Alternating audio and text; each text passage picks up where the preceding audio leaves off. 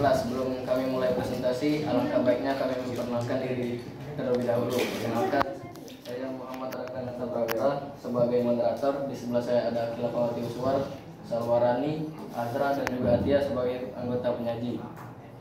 Selanjutnya akan saya beri kesempatan kepada Khilafawati Uswar untuk menjelaskan. Terima kasih Raka. Nah, kalian boleh lihat dulu nggak saya depan? Ini ya, ini yang gambar pertama sama ini yang gambar kedua. Nah, kira-kira ada yang bisa kasih tahu nggak perbedaan dari keduanya apa? Satu mati, Bentar. Oke, jasa. Subur. Oke, satu tumbuhannya hidup, subur, dan satunya mati kan. Nah, terus kira-kira apa deh yang bisa nyebabin tumbuhan itu mati sehingga nggak bisa kayak yang sebelumnya gini? Kekurangan air. Benar, kekurangan air. Nah, jadi dari gambar ini aja kan bisa kita ketahui bahwa air itu kan sangat berguna bagi kehidupan, baik bagi tumbuhan itu sendiri ataupun buat manusia dan juga hewan, karena hewan dan manusia juga bergantung hidupnya kepada tumbuhan. Jadi kalau tumbuhan itu kekurangan air sehingga tidak bisa tumbuh, kita juga nggak bisa hidup tentunya. Sekian saja, saya kembali kepada Kakak. Oke, selanjutnya adalah pengertian hidrosfer yang akan dijelaskan oleh Salwa. Salwa, ada silakan. Jadi, hidrosfer itu adalah lapisan air yang ada di permukaan bumi. Pembentukan hidrosfer itu berasal dari berbagai sumber air yang ada di bumi ini. Terus kata hidrosfer juga berasal dari kata bahasa Inggris, yaitu hidrosfer. Hidro berarti air, dan sfer berarti bulatan atau lapisan, atau lingkup. Tapi sfer juga bisa diartikan dalam lapisan. Ya, saya kebanyakan pada bulatan.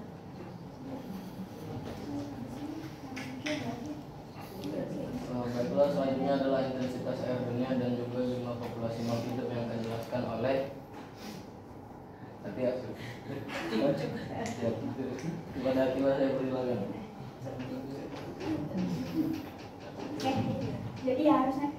Nah, jadi di sini kita bisa lihat ya bahwa intensitas air di dunia. Nah, jadi intensitas air di dunia itu sendiri kan tentunya bisa dari berbagai sumber. Nah, akan tetapi kalian tahu nggak bahwa nggak seluruh sumber daya air di muka bumi ini bisa kita gunakan? Ada yang tahu sumber air mana aja yang bisa kita gunakan nggak?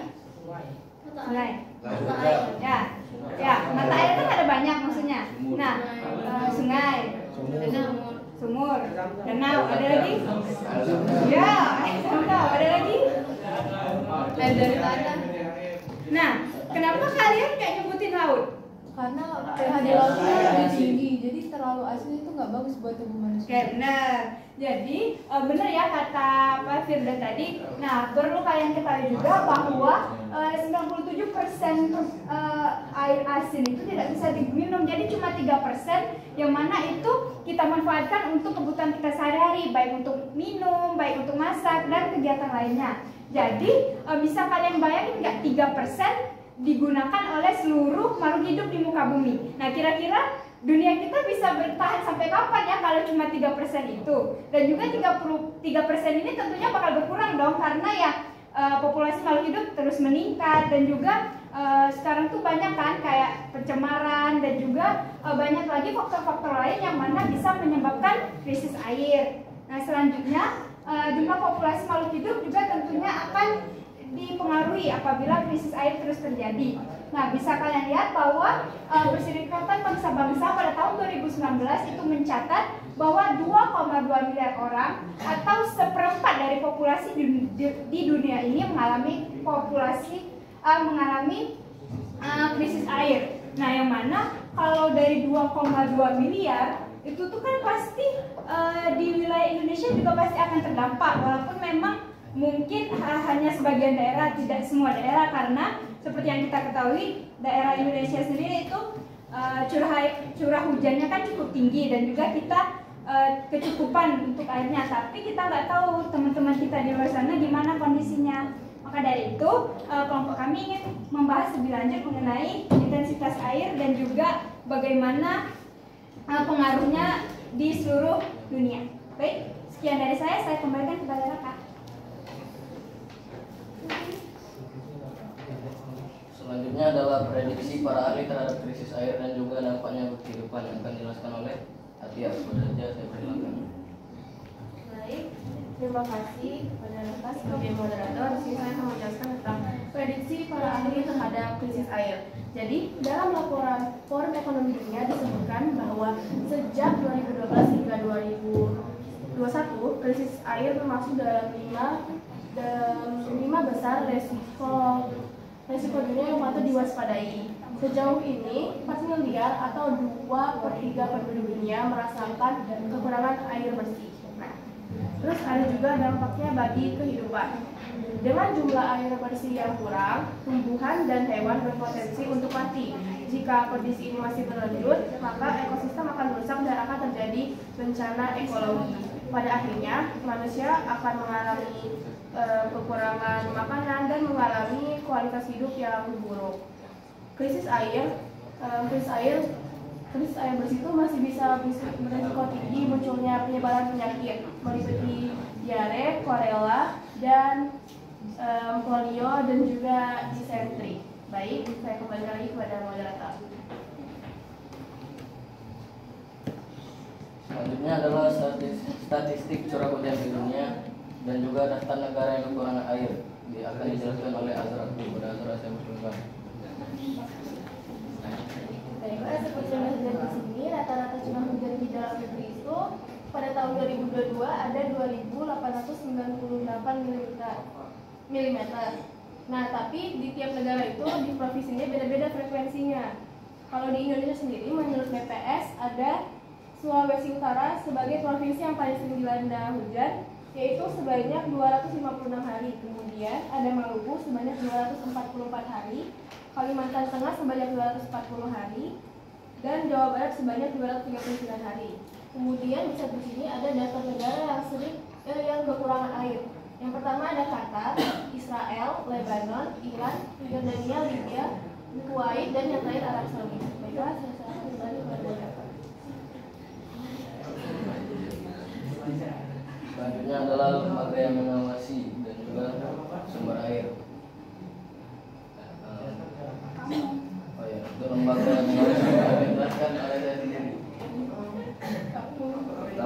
Pertama di Indonesia, jadi lembaga yang mengawasi air di Indonesia itu namanya BMKG. Terus di dunia itu namanya WMO. Terus selain WMO ada juga UNICEF. UNICEF itu bertugas dalam pengembangan sistem kesehatan yang mencakup pengumpulan dan pengolahan air bersih serta pengawasan mutu air bersih. Selain itu, pada tahun 2040 UNICEF juga akan melakukan penanggulangan krisis air bersih di seluruh daerah.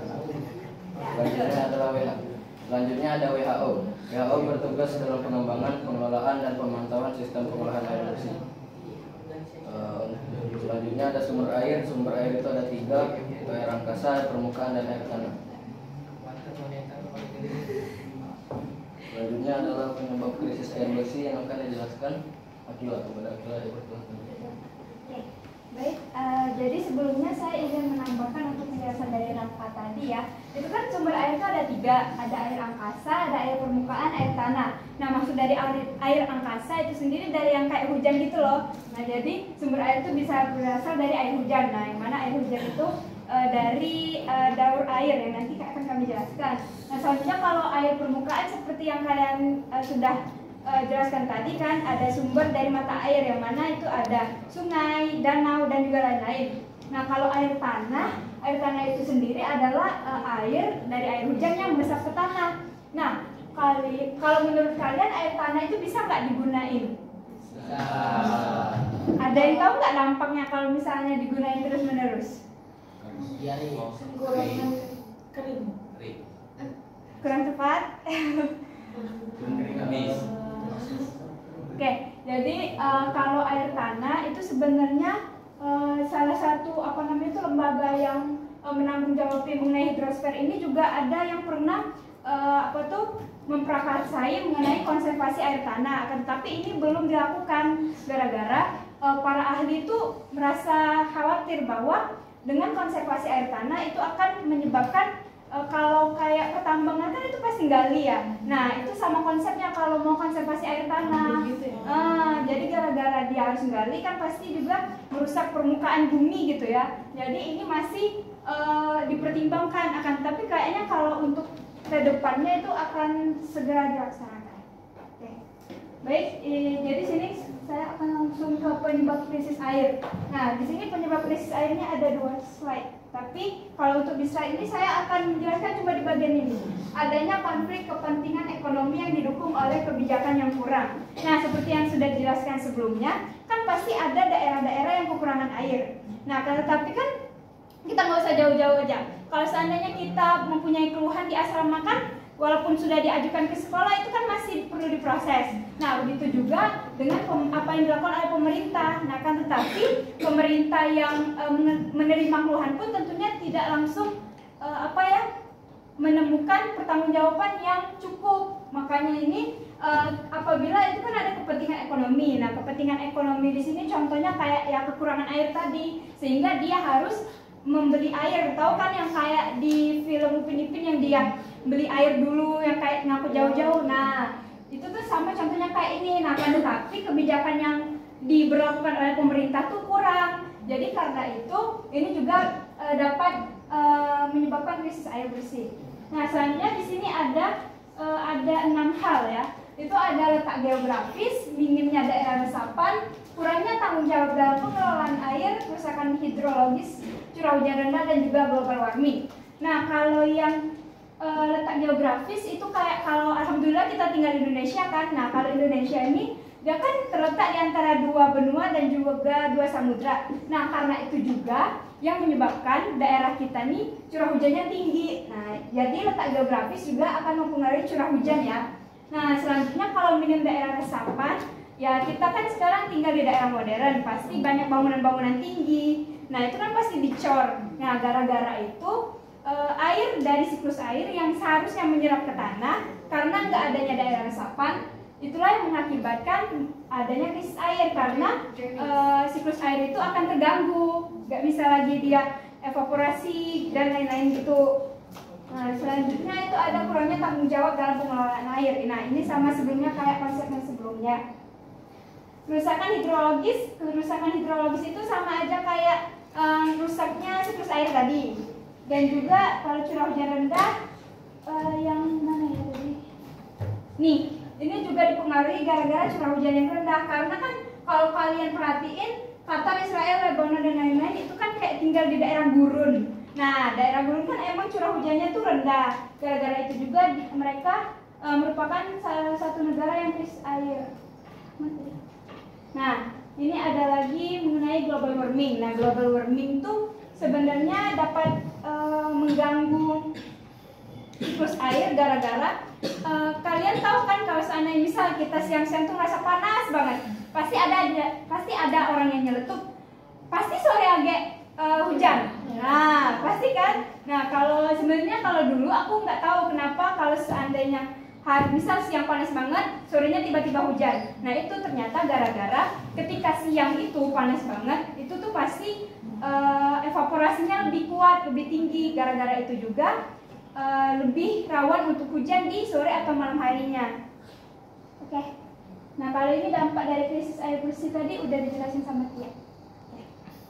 Segitu saja dari saya kembali kepada moderator. Pengaruh perubahan iklim terhadap siklus air itu kan perubahan iklim ini merupakan isu yang sering dibicarakan karena emang global warming itu sekarang lagi marak-maraknya.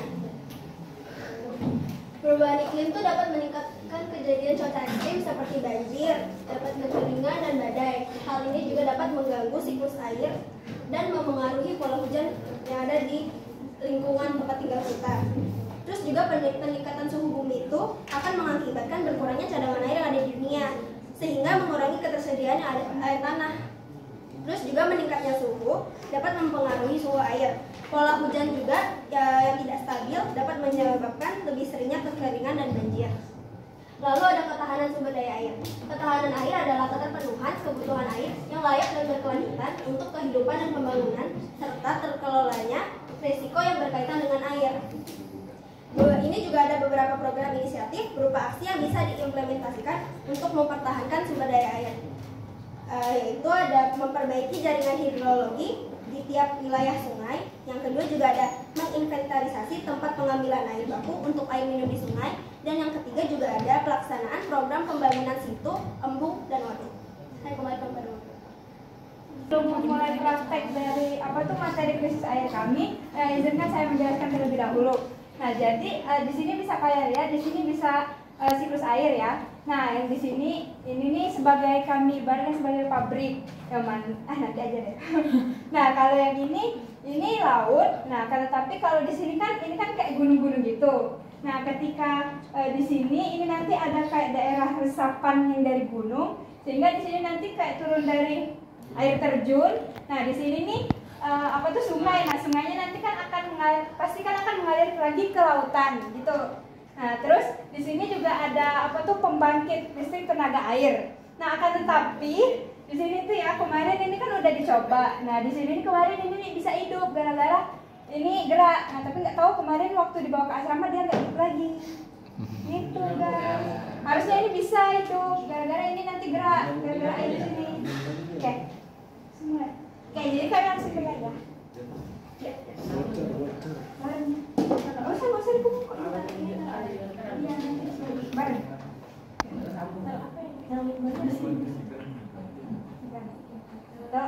Tiga. Nah ya, jadi ini bisa kalian lihat kalau seandainya ini kan evaporasi, ketika dia jadi evaporasi kan dia bakal jadi rintik-rintik air ya.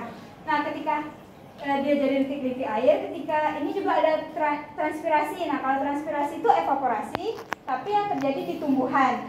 Nah, terus ketika kedua ini sudah ke langit, dia akan mengalami kondensasi sehingga dia akan membentuk awan. Nah, awan ini yang akan nanti menampung uap-uap air. Nah, ketika dia udah nggak sanggup lagi menampung uap air, dia akan hujan. Nah, ini kan beda. Kalau ini kan dia putih gitu kan awannya, tapi kan kalau yang kita tahu kalau misalnya mau hujan kan pasti gelap-gelap gitu.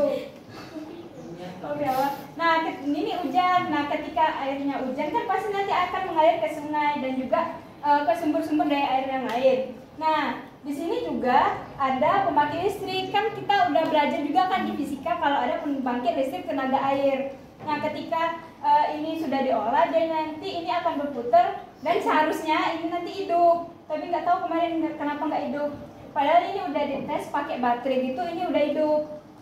Nah, tapi tadi kan udah dijelasin bahwa krisis air tuh enggak semata-mata disebabkan oleh faktor alam aja, tapi juga bisa disebabkan oleh faktor manusia ataupun faktor alam tadi. Nah, terus di sini nih pabrik kan. Nah, apabila dari pabrik itu sendiri dia dia oknumnya tidak bertanggung jawab, itu tuh bisa menyebabkan krisis air juga. Emang nggak airnya?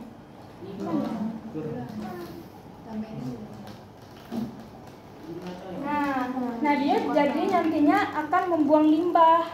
Nah, di sini kan kita bisa lihat ada ikan-ikan. Nah, tapi ketika limbah dari pabrik itu terus-terusan dibuang ke sungai, dia nanti akan menyebabkan makhluk hidup di sini mati. Mana yang mati? Ini ikannya mati. Nah, ini juga nanti bisa kalian lihat dari sini juga nanti akan air-airnya juga jadinya warna biru semua. Bawah. Dari sini juga. Ya benar. Nah, jadi kalau seandainya hujannya juga tercemar dari bahan-bahan kimia yang dari pabrik, nanti akan menyebabkan hujan asam. Nah, hujan asam juga nanti akan kena ke tumbuhan-tumbuhannya kan. Nah, tumbuhan-tumbuhan juga akan mati. Sehingga kalau tumbuhan mati, makhluk hidup mati, nggak ada lagi populasi di dunia ini. Jadi dunia ini tamat. Nah, maka dari itu kita tuh harus menjaga sumber daya air kita agar tetap bersih dan agar krisis air bumi ini bisa dikurangi seperti yang telah diprakarsai oleh UNICEF tadi, bahwa di tahun 2040 mereka nanti akan mengupayakan agar semua wilayah di muka bumi ini tercukupi airnya. Baik, terima kasih.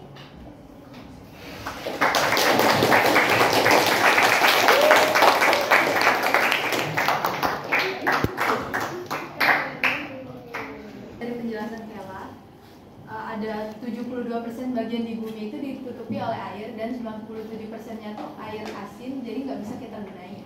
Nah, ada nggak sih kayak lembaga atau sebuah inovasi yang dikembangin biar kita tuh bisa minum dari air laut asin yang 27% tadi? Soalnya kalau kata Kela tadi, kalau cuma 3% doang kan kita tuh populasinya makin meningkat kan. Jadi ada nggak inovasinya? Kalau hari itu kan membahas tentang krisis air bersih. Nah, kalau sudah bahas gimana cara krisis air bersih, terus gimana penyebabnya, terus apa namanya tadi yang bisa penjelasan dari data-data fiskal atau jenisnya WHO. Nah, saya kan bertanya gimana kalau misalkan krisis air udah terlanjur terjadi dan air tuh misalnya udah pada tercemar tuh juga nggak bisa dikonsumsi sehingga kita nggak bisa hingga krisis air itu terjadi. Dan gimana cara kita menanggulanginya supaya dari air kotor tadi gimana caranya biar kita bisa dikonsumsi lagi? Dari 100% sumber daya air yang ada di bumi cuma bisa kita pakai 3%. Nah, sejauh ini tuh belum ada para ahli yang mampu menguasai bahwa air asin itu dapat diolah sedemikian rupa sehingga bisa dikonsumsi. Karena memang walaupun diolah tingkat keasinannya tuh nggak bisa diturunin gitu loh, walaupun bisa hanya sedikit. Nah, jadi mungkin kalau untuk sekarang belum ada, tapi ya kita lihat ke depannya gimana. Semoga aja dari 17 juga ada yang bisa menginovasikan hal tersebut. Baik. Baiklah, Firda, apa sudah bisa diterima jawabannya? Boleh nggak? Misal ya, kan itu nggak ada kalau benar-benar yang di kehidupan nyatanya nggak ada. Ada nggak kalau misalnya terpikir di ide kalian untuk membuat suatu alat yang bisa mengolah air asin? Nah, terima kasih sudah. Kalau dari saya sendiri tuh ada, tapi saya tuh kayak ini bingung bagaimana cara mengkonversikan ide saya kan. Nah kan kalau kayak garam kan juga dapatnya dari air laut ya. Nah kan tetapi garam tuh kayak dijemur, dia nanti kering, dapat kita garam. Nah maksud saya tuh kita nanti kayak bikin alat yang misahin partikel yang asin garam-garam yang kayak proses pembuatan garam, akan tetapi airnya tuh masih ada. Jadi nggak semuanya nguap gitu. Ya, jadi nggak semuanya nguap kan, kalau di garam kan semuanya nguap, nggak ada lagi air sama sekali. Nah tapi mungkin kedepannya bisa ada kayak filter air mungkin ya, filter air, tapi yang mana filter airnya itu cuma menyerap yang kadar asinnya itu. Ya. Kita kan kalau di Indonesia ya, kurang tahu kalau di luaran sana. Kan kalau di luaran sana tuh ada yang kayak langsung minum dari wastafel. Nah, tapi kalau di kita enggak kan, gara-gara memang pengolahan air di kita tuh kurang. Jadi kan kalau kita yang ngolahnya tuh PDAM. Nah PDAM tuh emang kan kita juga minum dan lain-lain itu kan emang dari sungai yang mungkin sungai itu tercemar. Nah akan tetapi kalau di Indonesia sendiri PDAM itu sudah mengusahakan bahwa pengolahan air itu sampai 9 step atau 8 step gitu. Jadi bahan-bahan kimia yang terkandung, mikroorganisme yang terkandung itu ketika hendak kita konsumsi tidak tercemar lagi gitu loh. Nah tapi kalau untuk di luar sana saya kurang tahu lembaga apa yang menanganinya, tapi kalau di Indonesia PDAM. Nah itu kan kalau dari satu lembaga ya yang mengusahakannya. Nah bagaimana kalau misalnya dari kita sendiri? Oke. Nah kalau dari kita sendiri, kita tuh kalau untuk bahan kimia dan juga mikroorganisme itu kurang tahu ya gimana. Nah tapi kalau kita yang sudah dipelajari kemarin, kita tuh bisanya cuma menjernihkan air. Nah kurang tahu kalau kandungan airnya tuh bahaya atau enggak, kita nggak tahu. Tapi kalau misalnya kita mau menjernihkan air, kita juga bisa bikin infiltrasi. Kalau yang sederhana itu ada, tapi juga ada pakai sinar UV. Kalau sinar UV itu emang lebih sederhana, tapi ya biayanya juga mahal. Nah kalau dari kita sendiri kita bisa pakai itu. Tapi ya tergantung kemauan masing-masing. Kalau seandainya mau yang benar-benar aman ya konsumsi air dari PDAM tadi. Kakak. Apakah sudah dapat diterima jawabannya? Sudah, terima kasih.